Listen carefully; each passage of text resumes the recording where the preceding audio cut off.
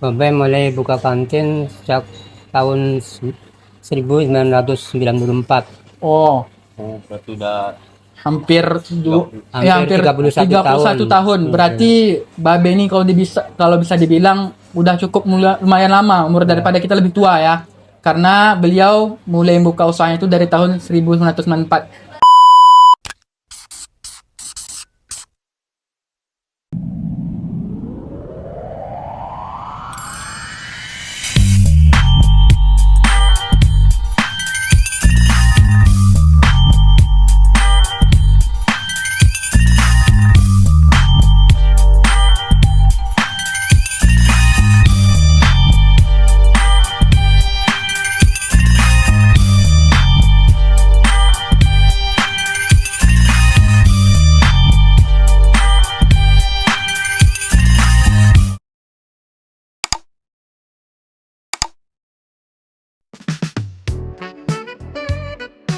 Oke, assalamualaikum warahmatullahi wabarakatuh. Jadi guys, kami sedang berada di Mahat Al-Quran PTIQ Jakarta. Katanya di Mahat Al-Quran ini tuh ada kantin legendaris gitu. Penasaran? Mari ikutin kami. Let's go.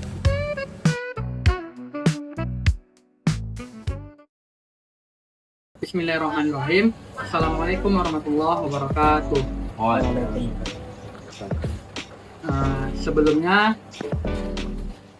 Sebelum kita memulai wawancara kita ini, alangkah baiknya kita berselawat kepada Nabi. Semoga kita diberikan kesehatan. Sebelum kita masuk ke pembahasan materi untuk pelajaran kita, sebelumnya kami dari kelompok 5, yang pertama anggotanya ada Aldi, yang kedua saya, yang ketiga ada Bukhari, ada Hafzal, ada Hafiz dan Sulkon.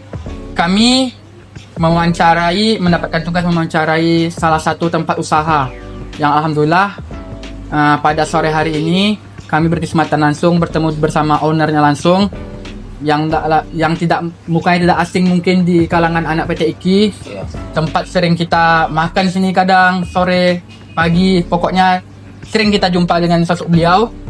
Ya, kepada Babe. Ya. Gimana Be kabarnya hari ini? Alhamdulillah sehat-sehat. Sehat ya, Sehat. alhamdulillah lebih sehat.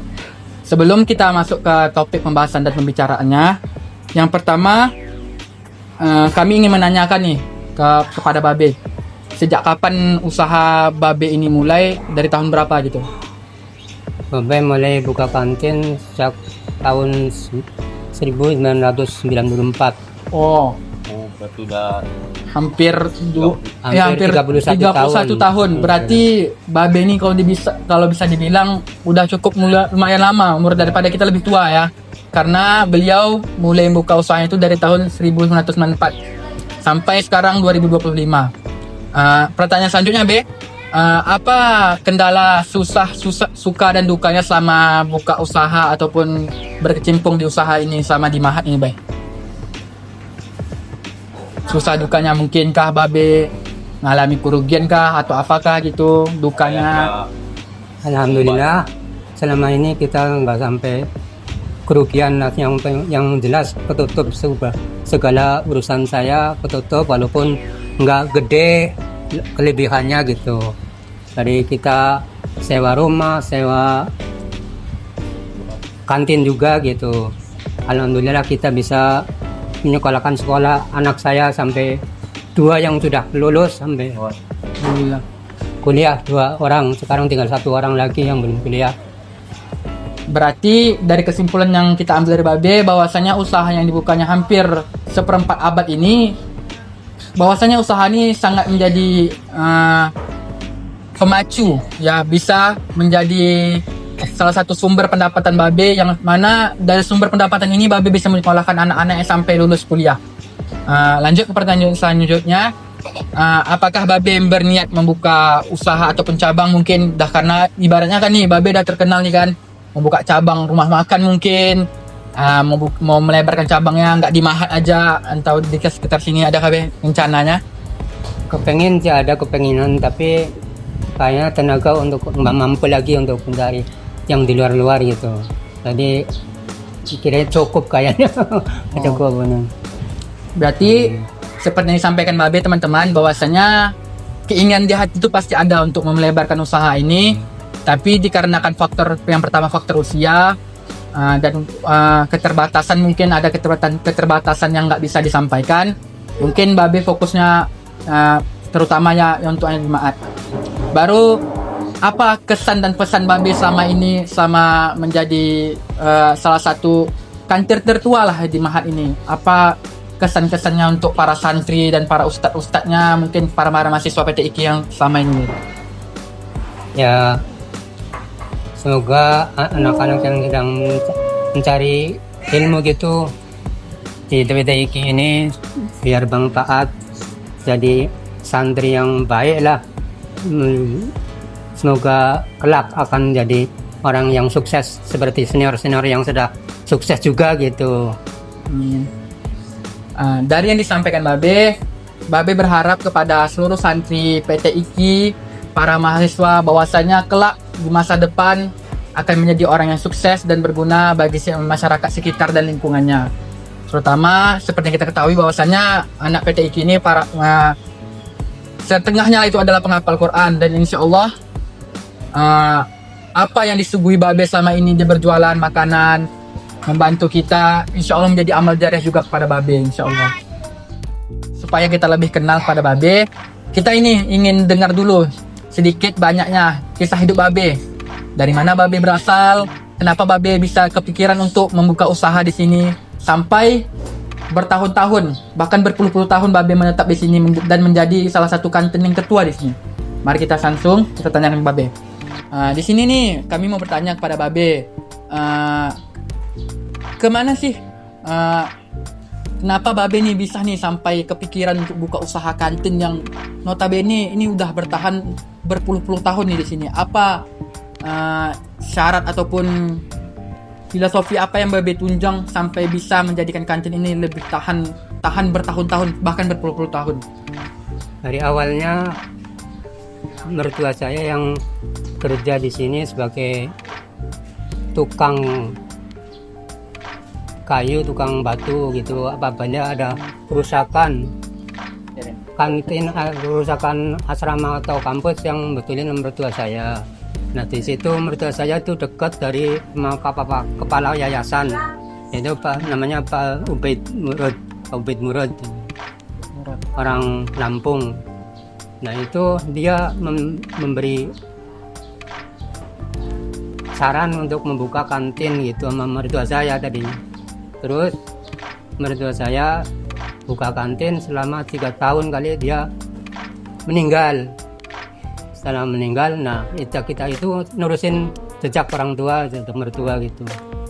Waktu itu disuruh sama kepala yayasan untuk kerjasama, yaitu 40% untuk perguruan, 50% hasil dari kantin itu, 60% buat saya yang usaha.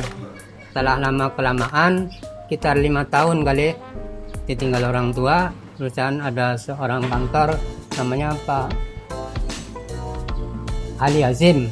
Pak Ali Azim, jadi ini namanya istilahnya apa ya, yang TU itu ya. TU ya, berarti kepala TU.